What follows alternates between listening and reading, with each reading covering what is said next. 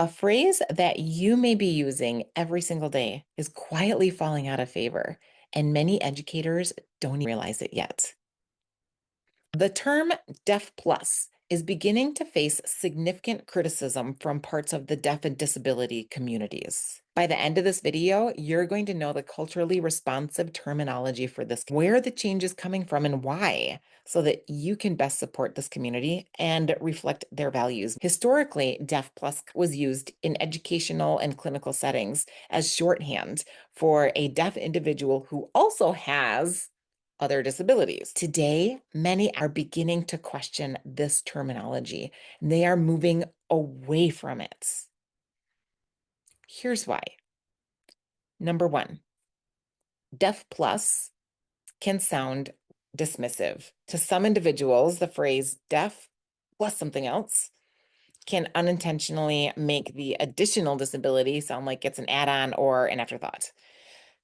Instead of describing the whole person, it can begin to sound like a big bucket that you're putting somebody in. And that can be very dismissive.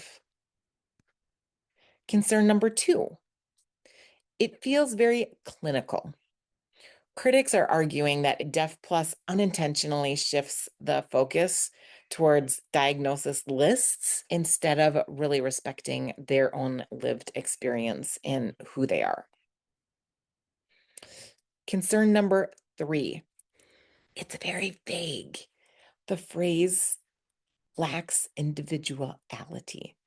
A person who is deaf-blind or deaf autistic or deaf with cerebral palsy, each one of these people have completely different educational, communication, and accessibility needs.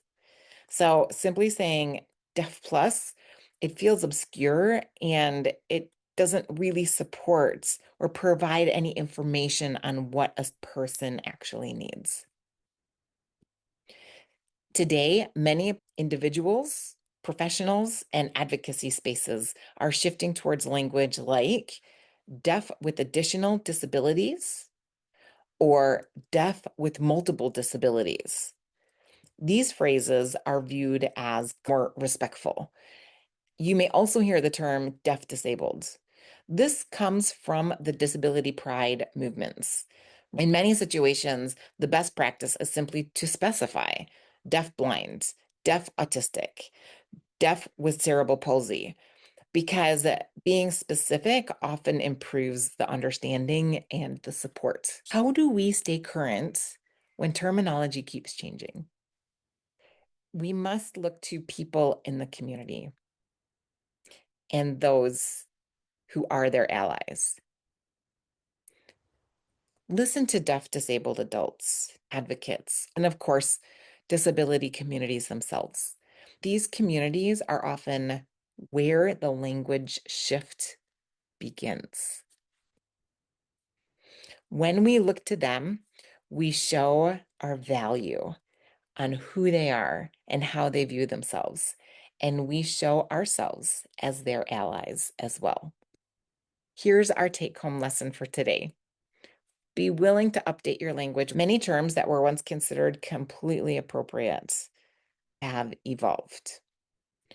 At the end of the day, the terminology matters because people matter.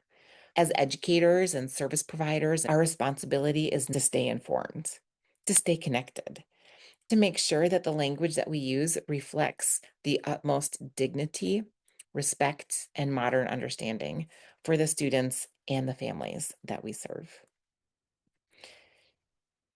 My name's Stefanie Kessen from the Online Itinerant, and if you want more trainings that will help you stay culturally relevant and will support you in working with students who are deaf, hard of hearing, or deaf with additional disabilities, make sure you click subscribe and comment below, how was this training helpful and what questions do you have?